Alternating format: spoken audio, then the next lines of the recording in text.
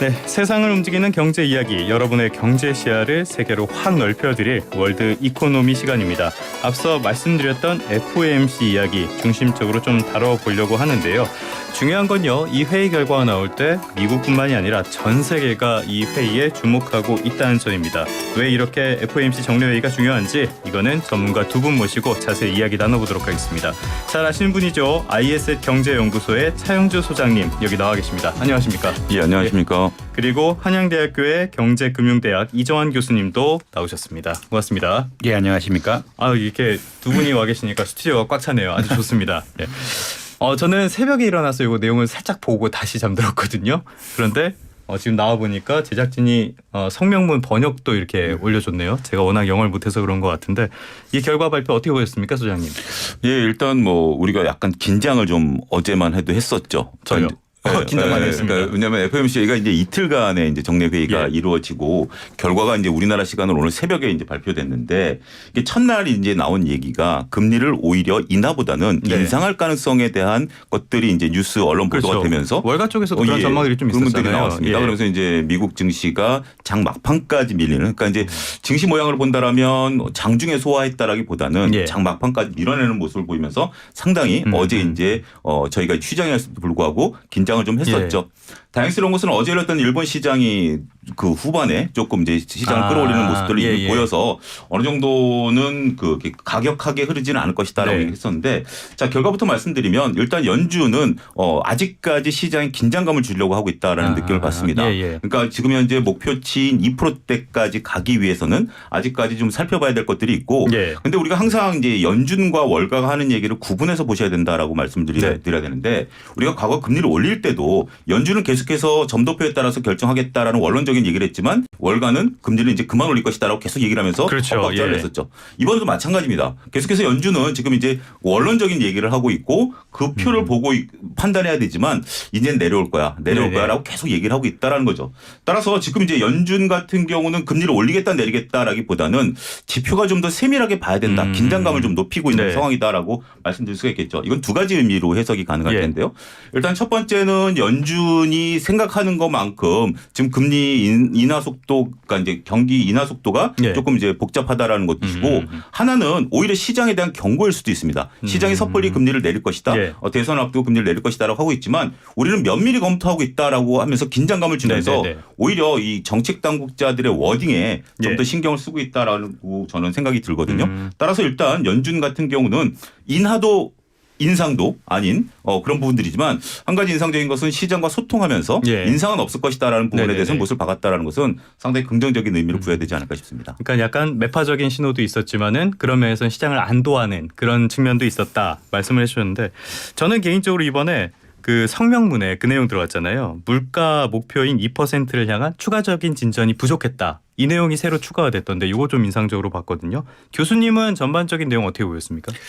이게 앵커님 말씀대로 이제 진전이 없었다는 게 중요한 얘기라고 보시면 될 것 같고요. 진전이 없다는 것은 빨리 결정을 내리기가 어렵다는 얘기로 또 돌아갑니다. 결국은 우리가 섣불리 내리지 않겠다. 우리가 작년 12월만 해도 벌써 올해 금리 지금 시점이면 금리가 두 번쯤 내렸을 수도 있을 상황인데 상반기에 세 차례 얘기도 나오고 있었잖아요. 4월엔 기본으로 내려간다라는 입장이 근본이었는데 이제 데이터를 보다 보니까 그 미국이 사실 경기가 너무 좋습니다. 작년 10월에 이제 IMF 자료를 보면은 올해 미국의 경제 성장률 전망치가 1.5%였거든요. 근데 2월 달에 2.1%, 지금 4월 달에 가니까 2.7%까지 올라갔습니다.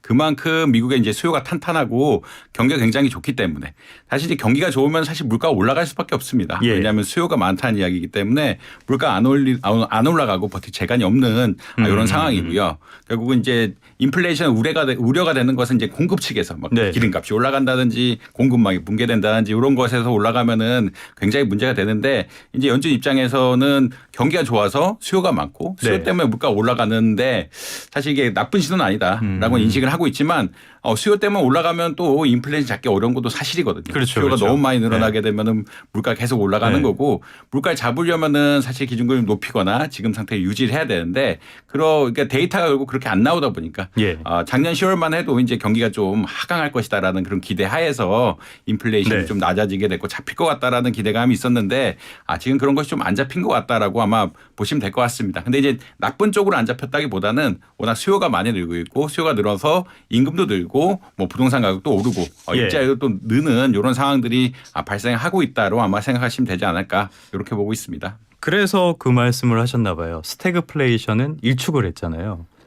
근데 이렇게까지 금리를 올렸는데도 경제가 활활 타오르는 이쪽 되게 이례적인 현상 아닙니까? 그렇죠. 원래 정상적이다라면 우리가 이제 금리를 올리는 이유가 현재 지금 이제 우리가 코로나 때 풀어놨던 그 막대한 유동성들 이런 부분들로 좀 봐야 되겠습니다만 두 가지 이유가 있다라고 보여집니다. 정상적인 경기 사이클을 벗어나는 두 가지 이유가 있는데요. 첫 번째는 미국의 이제 리쇼어링 정책으로 더군다나 바이든 대통령이 막대한 보조금을 해서 그러니까 산업을 다시 자기 쪽으로 끌어들이는 거. 우리나라 삼성전자도 현대차도 다 달려가지 않았습니까? 지금 어떻게 보면 삼성전자나 현대차들이 지금 현재 산업 사이클상 투자를 그렇게 활발하게 해야 될 때는 아니에요. 현재 지금 반도체도 둔화돼 있고 자동차도 둔화돼 있습니다만 일단 보조금을 받아야 되고 미국 시장이라는 걸 놓칠 수 없기 때문에 전 세계가 거기에서 이제 지금 땅을 파고 공사를 짓고 있다라는 거죠. 따라서 지금 이제 그 미국에 있어서의 소비가 탄탄해진 것들이 일단은 미국에도 이제 계층이 있으니까 지금 이제 우리가 알기로는 빅테크 기업들은 해고를 하고 있습니다만 밑에 층에 있는 분들의 고용이 늘어나면서 이게 이제 진짜 소비를 늘리는 거죠. 그러니까 우리가 소비라는 것이 내가 월급 500만 원 받다가 50만 원 늘어나는 거하고 실업 상태에 있다가 월급 200만 원 받는 거하고 소비가 어떤 게 더 늘어나겠습니까? 지금 이제 그런 단계다라고 말씀드릴 수가 있고 두 번째 요인은 인공지능이죠. 인공지능이라는 것이 이제 막대하게 이제 그 산업 사이클을 역회전시키는 그런 부분들 새로운 산업혁명이 일어나다 보니까 그런 것들이 맞물리면서 정상적인 경기 다운 사이클에 오히려 미국만은 상승할 수 있는 요소들이 생기면서 지금 이제 금리와 상관없이 경기가 탄탄하다라고 좀 말씀드릴 수 있겠죠. 그럼 경기는 탄탄하고 그렇고 고용도 그렇기 때문에 잘 되고 있고 소비도 활발하게 되고 있으니까 그럼 이거 물가 안 떨어지는 거 아니에요? 그러니까 이제 물가가 천천히 떨어지는 결과를 나타내고 있고요. 뭐 이번에 소비 지출로 본 물가 지수가 이제 2.8%로 나오긴 했는데 뭐 사실 이제 연준이 목표로 하는 2%로 빠르게 수렴을 하고 있지는 않다.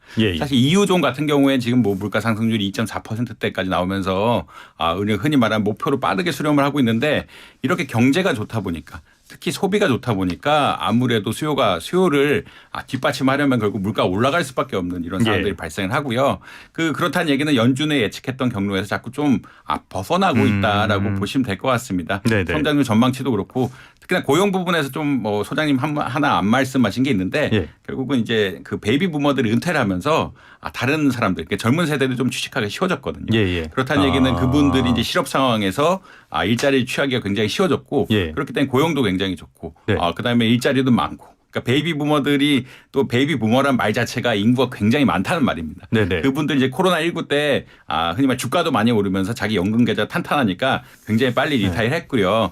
그 엄청난 자리들을 메꿔줘야 하는 상황. 아까 또 말씀하신 것처럼 리쇼어링 하면서 이제 제조업도 일으키겠다는 이런 상황이 되고 있기 때문에 아무래도 이제 미국으로 좀 미국이 이제 고용도 좋고 고용이 좋으면 소비가 좋을 수밖에 없고 소비가 좋으면 또 수요가 올라가고 경제 성장이 올라가고 특히나 AI까지 뒷받침해 주면서 미국 경기가 뭐 다른 여러 나라에 비해서 굉장히 탄탄하게 가고 있고 그 정도를 예측하지 못했기 때문에 연준에서도 그 정도 시나리오를 예측하지 못했기 때문에 생각보다 금리 인하를 그러니까 작년 12월 기준으로 봤을 때는 생각보다 금리 인하를 못하고 있는 이런 상황이다라고 보시면 될 것 같아요. 아주 기본적인 질문 하나. 우리나라는 그 물가를 얘기할 때 고용을 그렇게까지 막 중요하게 보지는 않잖아요. 근데 미국은 뭐 다른 겁니까, 우리랑? 사실은 이제 미국의 고용이 중요한 것은 노동시장이 조금 차이가 있어서라고 보시면 될 것 같고요. 미국은 기본적으로 탄력적인 노동시장이죠. 탄력적인 노동시장이란 건 어떤 거냐면 결국 해고도 빠르고 취직도 쉬운 상태라고 노동 유연성이 있다. 유연성이 있다라고 보시면 될 것 같고 그다음에 두 번째로 계약이 2년 단위, 뭐 1년 단위 계약이 많습니다. 그렇다는 이야기는 임금에 있어서 굉장히 소득 흔히 말하는 경제 상황이 빠르게 반영된다라고 보시면 될 것 같고 인플레이션 오면은 임금이 바로 오르게 됩니다. 임금이 또 오르게 되면 수요가 늘고 수요가 늘게 되면 또 인플레이션 오는 이런 악순환을 사실 1970년대 한번 겪었거든요. 예. 이렇기 때문에 미국의 고용시장 같은 것들은 굉장히 우리나라 지표보다는 굉장히 유의깊게 봐야 되고요. 사실 한국의 노동시장은 고용이 거의 완전 고용된 상태라 그렇게 많이 주는 인포메이션이 많지는 않습니다. 그렇지만 아까 말씀드린 것처럼 미국 고용시장은 굉장히 유연하고 탄력적으로 변하기 때문에 금리 같은 것에도 역사적으로 보면 굉장히 민감하게 반응을 했고요. 그렇기 때문에 주요한 지표로 본다. 그리고 이 고용 상황이 임금에 직격탄을 주고 임금이 인플레이션에 직격탄을 주기 때문에 유심히 보는 지표다라고 보시면 될 것 같습니다. 그러니까 우리나라랑 미국과 노동시장의 그 성격 차이가 많은 영향을 미치는 것 같은데 지금까지 이야기를 다 종합을 했을 때요. 정말 이거 금리 인하가 가능하겠습니까? 금리 인하는 이제 추세적으로 오긴 해야 되겠죠. 근데 언젠가는 하긴 할 텐데. 언젠가는 하긴 하겠죠. 언젠가는 뭐 이런 그 높은 금리 수준을 계속해서 유지한다라는 것은 다들 이제 불편할 수밖에 없다라는 건데. 그 시기를 제가 당장 죽겠습니다. 그러니까 이제 우리가 이제 과거 사례를 보게 된다라면 2004년서부터 2006년까지도 미국이 계속해서 금리를 올렸었거든요. 그러다가 이제 그 상태에서 유지한 게 1년 반입니다. 그게 우리 쉽게 얘기하면 고원 금리 상태가 유지되다가 그게 2007년, 2008년 서브프라임 사태로 결국 터진 거거든요. 그러니까 지금 우리나라 같은 경우도 부동산 시장인데 PF 시장이 높은 금리 수준 때문에 그러니까 소위 말해서 영끌에서 집 사신 분들은 지금 이제 죽겠다라는 소리가 나오는 거 아니겠습니까? 이게 그러니까 희망 고문인 거죠. 언젠가 내려올 거지만 언제 내려올 것이냐라는 그런 희망 고문이고 지금 이제 우리나라도 그런 내관들을 건드리게 되는 부분들이 있다라는 거죠. 일단 많은 분들이 기대하는 게 그나마 정치적인 결단이 좀 필요하지 않겠는가라는 거죠. 미국의 11월 대선이다 보곤 파월 같은 경우도 실질적으로 이분이 뭐 경제학자 출신이 아닌데도 불구하고 바이든 대통령이 임명한 거 아니겠습니까? 근데 저는 이제 여기서 임명하지 않았던 바이든 대통령이 임명한 그랬을까요? 근데 저는 여기서 참 역설적인 게 어떤 기자분이 오늘 이번에 그 기자회견에서 정치적인 중립을 물어봤어요. 그때 우리는 정치적 중립을 지킬 거다라고 하는 거죠. 아니 법으로 정치적인 중립이 돼 있는 기관한테 너 정치적 중립을 할 거냐라고 물어본다는 것은 실질적으로 그 밖에서 볼 땐 비정치적인 행위들을 많이 했다라고 역설적으로 우리가 판단해야 되는 거 아니겠습니까? 그런 건데 일단 과거 사례를 보면 지금 이제 트럼프 대통령과 바이든 대통령의 지지율이 이제 막 비교되고 하는 상황인데 금리 인하기에는 여당이 이겼고요.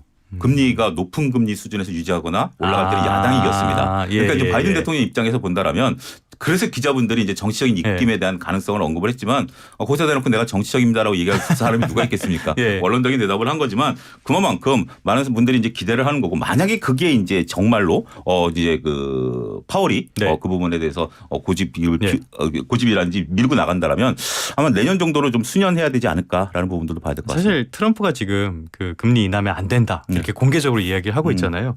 요거 약간만 보충 설명드리면은 그 파월 의장은 트럼프 전 대통령이 임명을 하고 바이든이 유임 결정을 그렇게 했다고 합니다. 지금 그 기준금리 인하 시점에 대한 전망이 계속 미뤄지고 있어요. 그러면은 대답하기 어려우시겠지만 실제로 인하가 이뤄질 가능성이 있는 시기 언제쯤 보십니까, 교수님?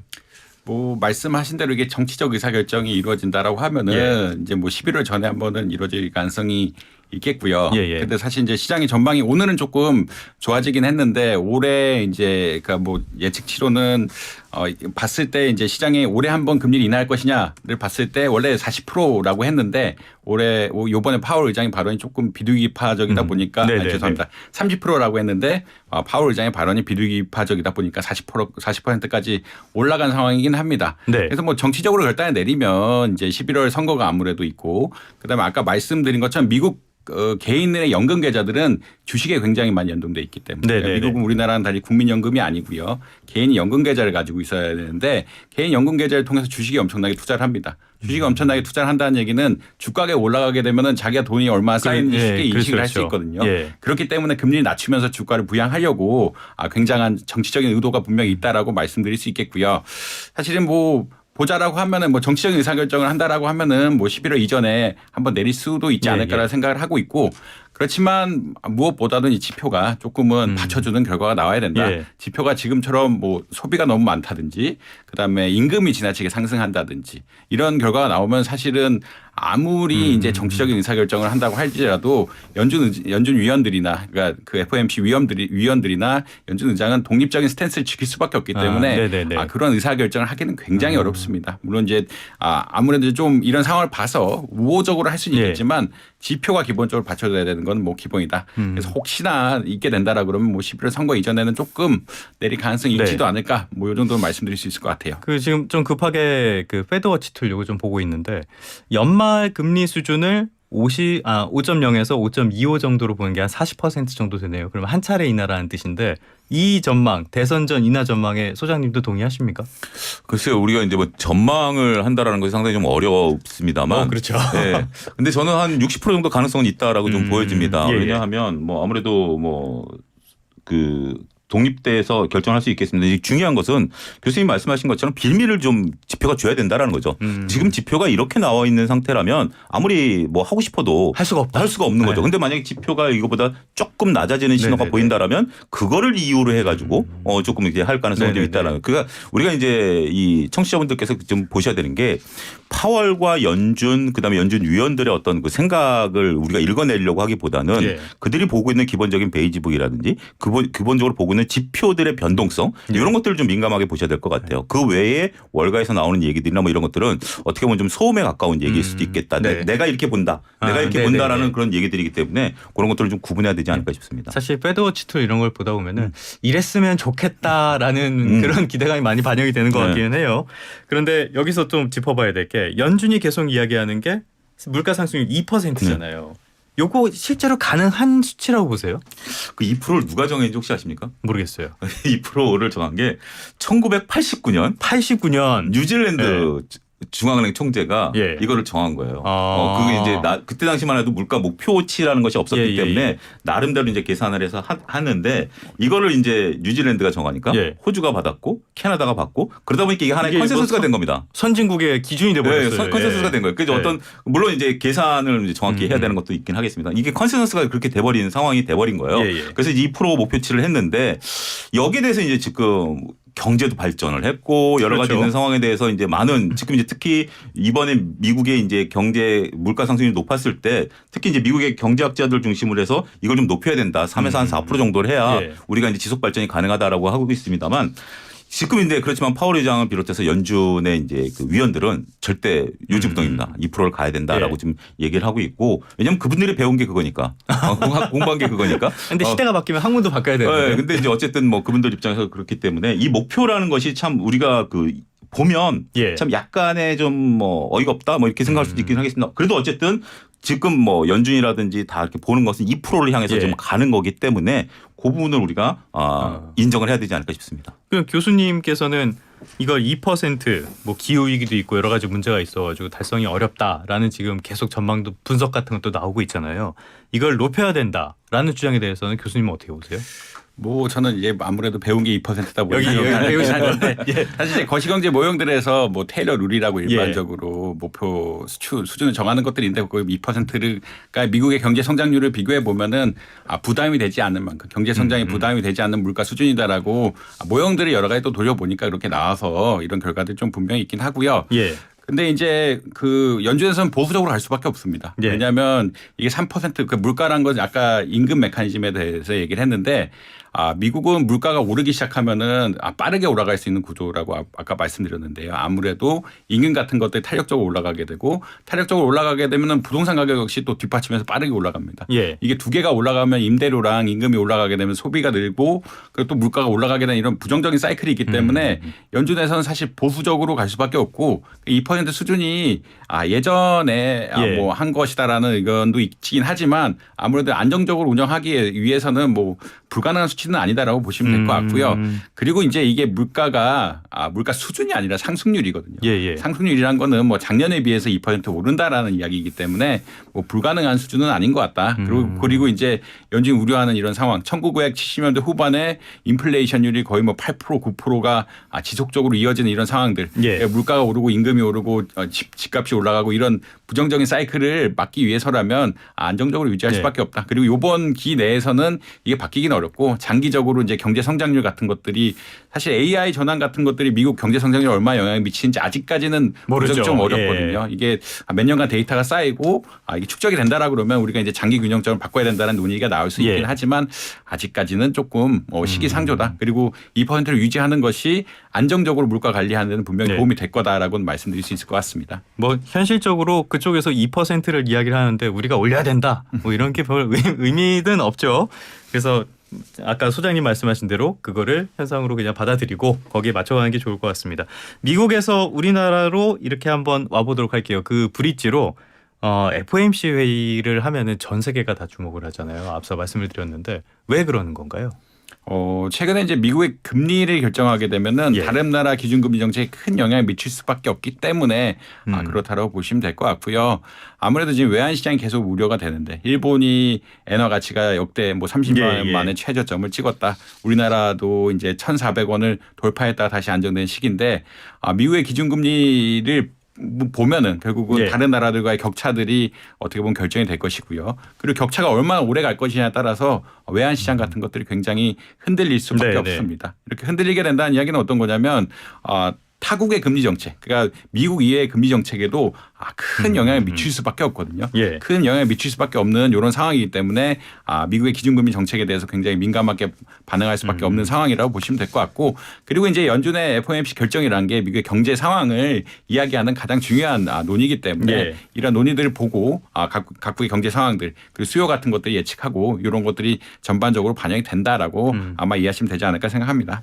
그 이창용 총재님께서도 그 말씀하셨잖아요. 우리나라 중앙은행이 정부로부터는 독립돼 있지만 미국으로부터는 독립하지 못했다. 그렇죠. 굉장한 고충이 느껴지는 발언이었는데 그러면은 우리나라도 지금 5월 금통위가 23일이었던가요? 조만간 예정이 돼 있잖아요.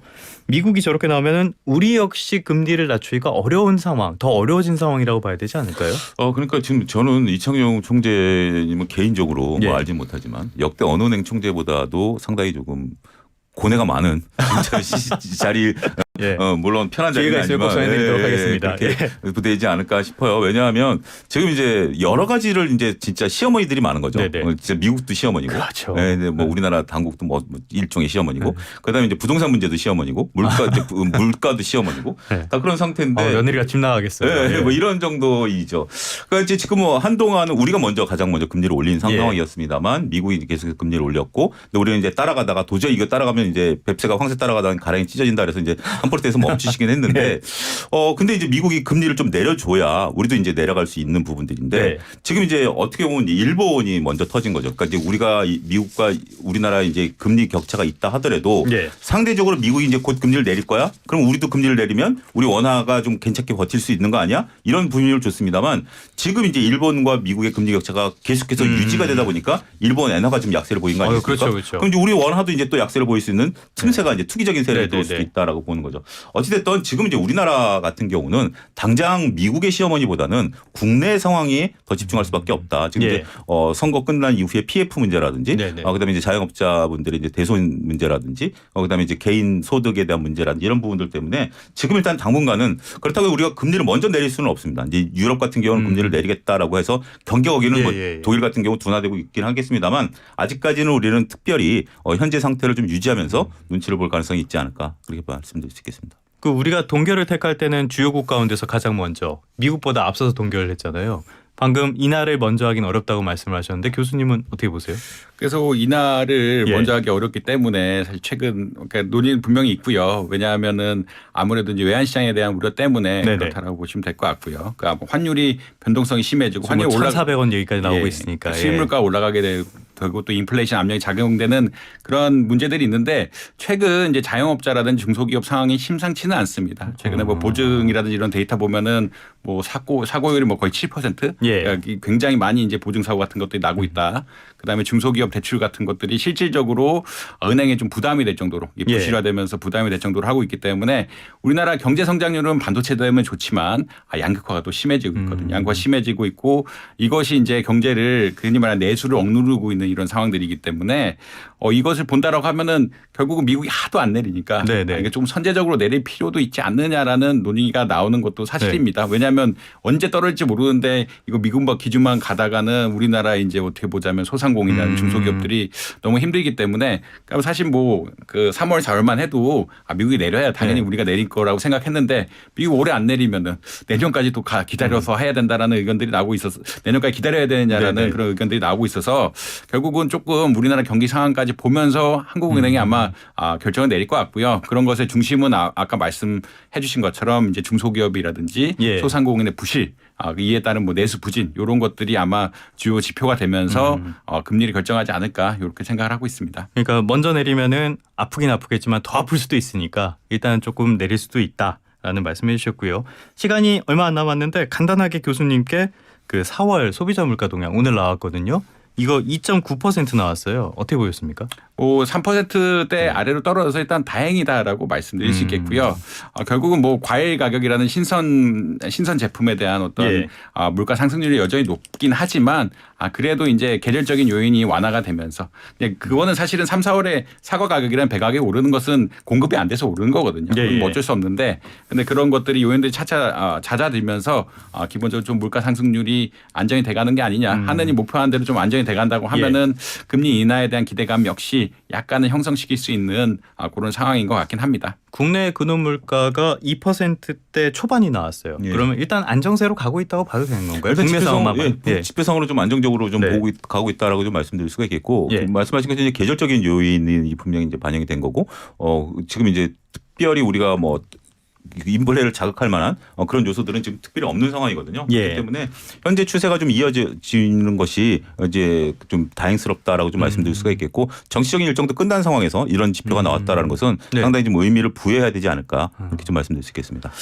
알겠습니다. 오늘 첫 시간으로 이렇게 두 분과 호흡을 맞춰봤는데 저는 좋았거든요. 그런데 소장님 어떠셨습니까? 예, 저는 뭐 그 진행도 편하게 해주시고 또 교수님이 워낙 또 대단하신 말씀을 잘 두분 다 해주셔서 워낙 그래서 쟁쟁하신 좀, 분들이라 좀 편하게 오늘 방송을 좀 했습니다. 교수님은 뭐 앞으로 잘 되셔서 이제 커피 상품권도 많이 나눠줄 수 있고 상품권도 많이 나눠줄 수 있는 방송이 되었으면 좋겠다. 예, 첫 번째로 그렇기 위해서 예. 저희도 열심히 노력하겠다. 이렇게 말씀드릴 수 있겠습니다. 제작비 인상을 강력하게 추진해 보겠습니다. 상당히 다행스러운 것은 교수님과 제가 먹는데 진심일 것 같은 느낌 커피를 말씀하셔서 상당히 그렇습니다. 다음에 그러면 다른 메뉴로 한번 소주 같은 걸로 한번 해보시죠. 예, 그러면 지금까지 한양대학교의 경제금융대학 이정환 교수 그리고 IS의 경제연구소 차영주 소장 두 분과 함께 다양한 이야기 나눠봤습니다. 오늘 말씀 감사합니다. 감사합니다. 감사합니다.